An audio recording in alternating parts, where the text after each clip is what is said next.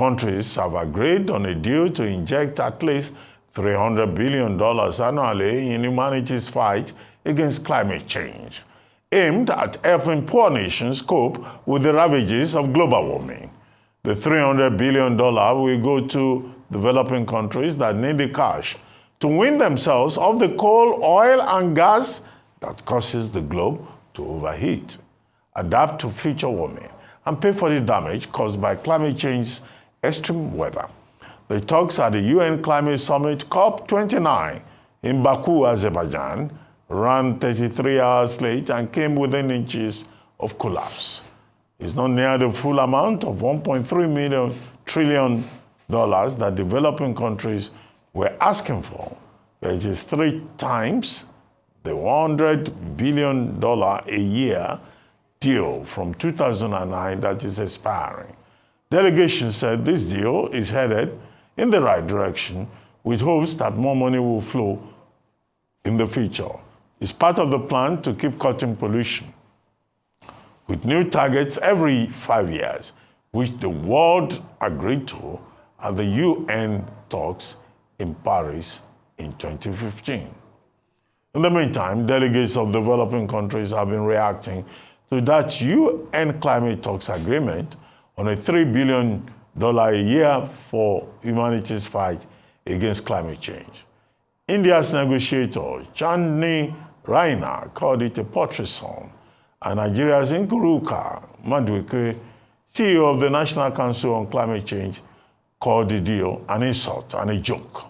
She also said it was unrealistic and that developed countries need to take more responsibility for their historical and current role in worsening climate change. Our Arise correspondent, Vietnam George, was in Baku, Azerbaijan, the venue of COP29 climate talks. He joins me now to rub minds about this landmark deal. Good to have you on This Day Live. Vietnam George, reporting for Arise News. Welcome back from Baku, Azerbaijan. Your take on that conference and the deal that was reached. Triple what was reached in 2009, but the Global South is saying that $300 billion is an insult, it's nothing, and that carbon credit, is not going to make any impact for the Global South. What do you think? What did you witness?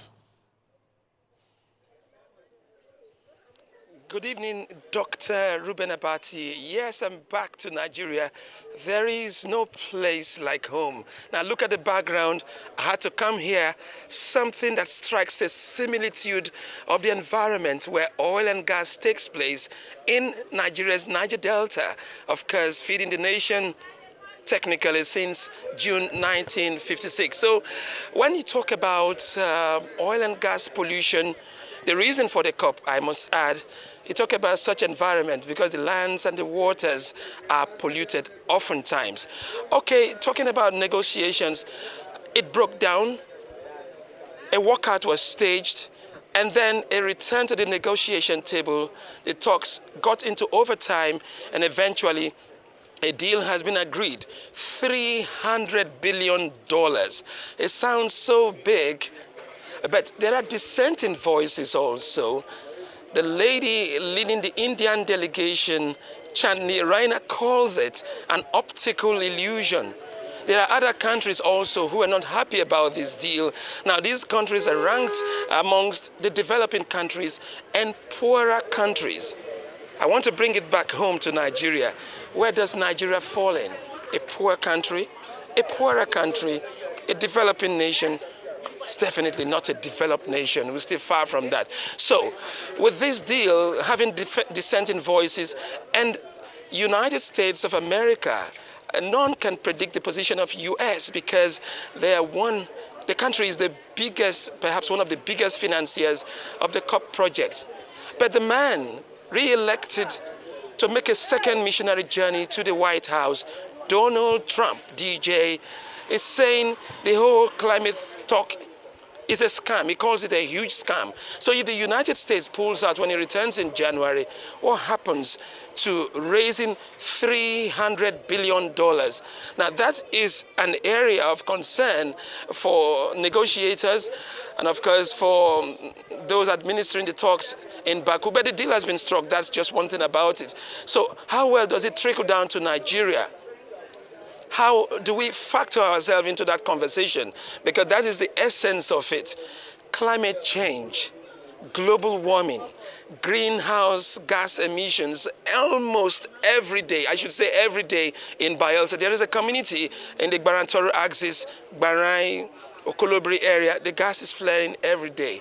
I don't want to talk about the duty of function of should I say, the regulators, because nothing is actually happening. So where does Nigeria come in all of these talks, and how do we benefit? Well, the Minister of Environment was at COP. I had a conversation with him. I'm still bringing it back home, Dr. Abati, if you permit me, talking about what Bayelsa said is demanding, about $200 billion, no, $12 billion spread over 12 years, talking about what they called environmental genocide in Bayelsa. Now, you're not talking about the Ogoni scenario here, but the minister says Bayelsa would suffer the most. When you talk about climate change, talk about stopping fossil fuels, talking about renewable energy, transiting gradually. But I began to think, is it Nigeria that doesn't suffer? Because that's where the money goes, and Bayelsa, like other states, will go cap in hand at the end of the month to beg for allocation. So that's the scenario here. Where does Nigeria fall in? Poorer countries or one of the developing nations unhappy about this $300 billion deal that many call insufficient, Dr. Abati? George, welcome back from Baku, Azerbaijan. You are looking very fresh, very refreshed for a man who just came back from Azerbaijan. I've been eating fish, fresh fish. You see now, I got you there. But let me ask you, you talked about Trump, the Trump factor.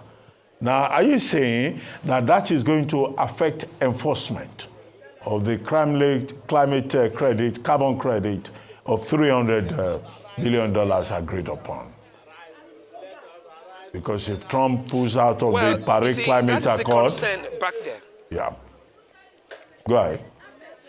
That is the concern back there in Baku, Azerbaijan. You know, when the conversations were approaching the last days, you know, there were protests at the sidelines, carbon credit, carbon capture, carbon streaming. But Trump is saying this whole thing is a huge scam. Now, only Trump can interpret what that actually meant. I say so because is it that he wants to get really involved in the conversation, to tilt it towards sincerity, towards developing countries, or it just feels the United States does not really need to come in? But you see, it boils down to one word: negotiation. Every country is negotiating as it suits that country, as it will be beneficial to that country. So if Trump is saying that not as president yet until January, then there is cause for concern for the world observing that trend of conversation. Now look at countries that produce oil and gas.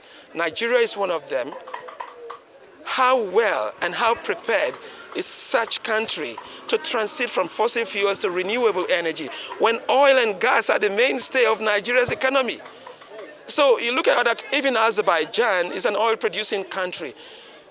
So these countries would not be quick to transit. You can predict that. You can even take it to the bank. So at the global stage, there is some form of insincerity on the part of countries that are actually producing oil. I overheard a conversation, some are saying 2030. Nigeria is saying 2060. Now, will this generation be alive to witness that, or the next generation will pursue and continue the conversation? So there are concerns about the United States of America pulling out, being one of the biggest financiers, but there are also concerns too about other countries who are saying there are also other world powers who could come and make sure that $300 billion is realized and achieved. Where is the role of Russia here? I can't say. So we wait with bated breath as the world conversation continues, because I know it's an ongoing conversation. Whether the United States will continue or not, that is hanging in the air. Uncertainty, Dr. Abati. I thank you very much, Ovieteme George. I mean, you said you ate a lot of fish in Baku, Azerbaijan, but there's even bigger fish in Yenagoa, Bayelsa, in the creeks, as I can see. No, there's a great difference, actually. There's a difference. Really? The fish that is there's sugar in the is fish in Baku. No. Look, Dr. Abati, I want to say something. When you talk about transiting from fossil fuels to green energy, renewable energy, I think Baku, Azerbaijan actually demonstrated that aspect of it. I couldn't even find a plastic bottle. When you're talking about plastic pollution, I didn't see any. So the country is actually demonstrating that. But how quick it transits is another thing. I ate fish there. It was delicious. But there's no fish like Bayelsa fish. You know now, Dr. Abati, you know. When it is spiced up, you know. From Bayelsa to Baku, Arise News is doing very well. Thank you very much, Ovieteme George. That was hardworking Ovieteme George there.